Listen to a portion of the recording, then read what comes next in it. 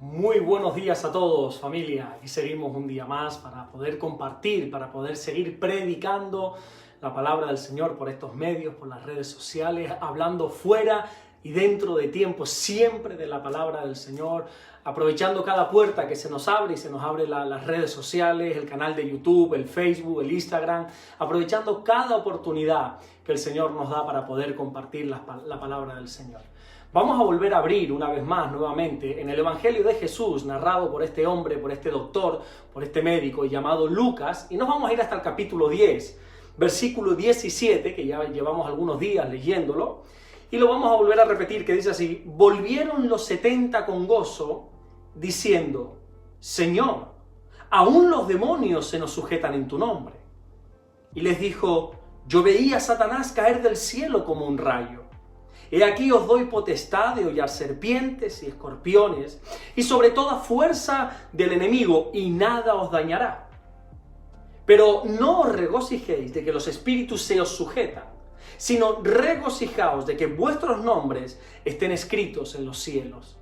Me encanta el hecho de que Lucas haya recogido esta historia en su evangelio, porque ni Mateo, ni Marcos, ni Juan la relatan. Pero yo creo que para eso existen los 4 evangelios, que al fin y al cabo son 4 puntos de vista de una misma historia, de la historia del Señor Jesucristo. Lo que un evangelista a lo mejor no recoge, otro lo relata. Lo que un evangelista omite, otro lo detalla. Y lo que un evangelista a lo mejor cuenta, bueno, pues otro lo amplifica.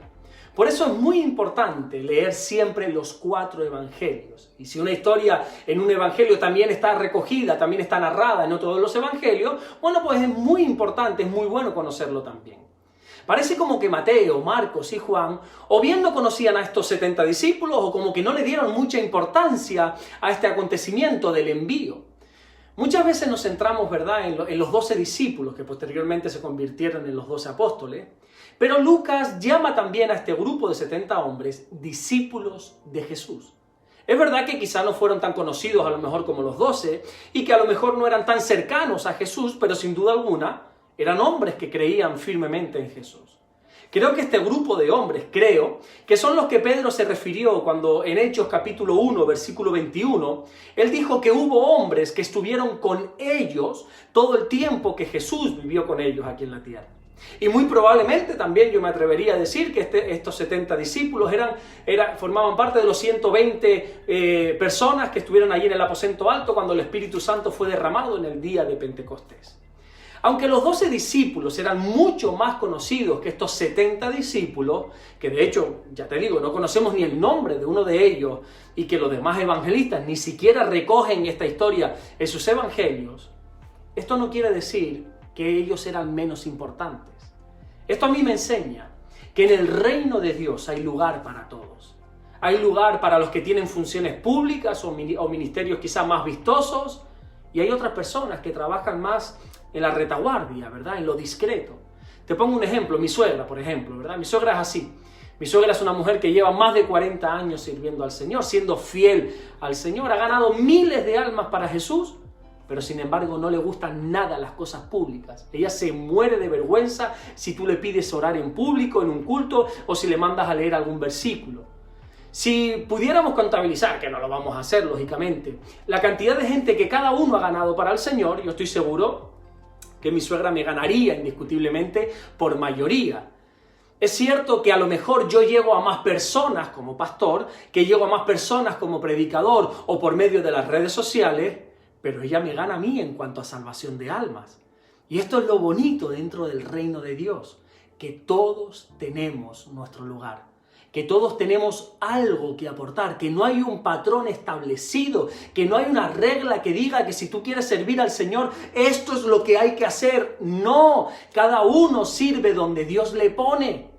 A los jóvenes, sobre todo a los jóvenes, les cuesta entender muchísimo esto que estoy explicando. Ellos piensan que solo se puede servir al Señor siendo un predicador, una predicadora, siendo líder de alabanza, siendo influencer en las redes sociales. Y yo les digo que no, que esto para nada es así. Que se puede servir al Señor desde la discreción, como estos 70 discípulos que fueron grandemente usados por Dios y que ni siquiera conocemos sus nombres. Sé que para Dios todos somos importantes. Mejor dicho, todos somos muy importantes. Ninguno es imprescindible, ¿verdad? Pero sí somos muy importantes. Pero si por alguna razón Dios tuviera que elegir, por ejemplo, entre mi suegra y yo, creo que se quedaría sin duda con ella, porque aunque ella es una mujer que muy poca gente conoce y que pasa muy desapercibida, ¿verdad?, entre los miembros de la iglesia, entre la actividad de la iglesia, ella tiene una comunión con Dios que ya me gustaría a mí tener algún día. Ella le dedica horas diarias a la oración, horas diarias al estudio de la palabra de Dios. ¿Sabes lo que te quiero decir con todo esto? Que todos tenemos lugar dentro del reino de Dios. No hay que ser conocido, no hay que ser conocida para poder servir a Dios. No hay que predicar desde un púlpito, no hay que predicar desde una plataforma de alguna red social para decir que sí, que estamos sirviendo a Dios. No. Hay mucha gente sirviendo a Dios desde la discreción, desde el anonimato, que no sabemos ni sus nombres, detrás del telón podríamos decir, ¿verdad? Pero que son igual o más importantes que aquellos que somos cara pública de la iglesia. Aprendamos algo muy importante. El trabajo que Dios recompensa es el trabajo en lo secreto, no en lo público. Jesús lo enseñó en Mateo capítulo 6, versículo 6, cuando dijo que cuando vayamos a orar, entremos en nuestra habitación, cerremos la puerta y oremos a nuestro Padre que está en lo secreto.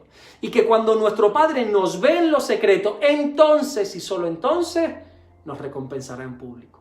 No busquemos ser reconocidos por la gente públicamente. Busquemos ser conocidos por el Padre en lo secreto.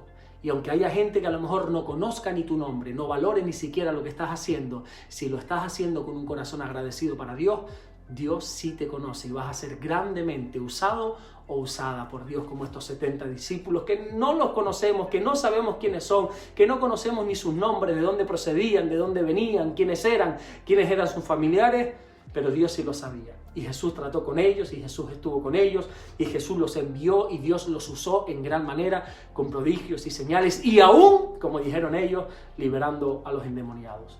Vamos a orar en esta mañana. Señor, gracias por este día. Gracias por hoy jueves que nos vuelves a levantar de la cama, Señor, con salud, con ánimo, Señor, con gozo, con alegría. Oramos en el nombre de Jesucristo pidiendo tu bendición para este día donde tú nos puedas guardar, bendecir todo lo que somos y todo lo que tenemos. Señor, en esta hora me gustaría hacer una oración especial por esa gente que está detrás del telón, como podríamos decir aquí en Canarias, Señor, que está sirviéndote desde la discreción, que a lo mejor nadie conoce ni siquiera sus nombres, nadie sabe lo que está haciendo por ti, pero que tú sí los conoces, Señor. Sigue bendiciendo a esta gente, Señor. Sigue guardándolos, bendiciéndolos, Señor, usándolos en gran manera, Señor, revelándote a ellos en la intimidad. Gracias por todo lo que tú estás haciendo, Señor. Gracias por todo lo que vas a hacer. Te bendecimos en esta mañana, Señor, en el nombre de Jesús. Amén y amén. Que Dios te bendiga, hermano. Nos vemos mañana, Dios mediante, mañana viernes, en el siguiente devocional. Dios te bendiga.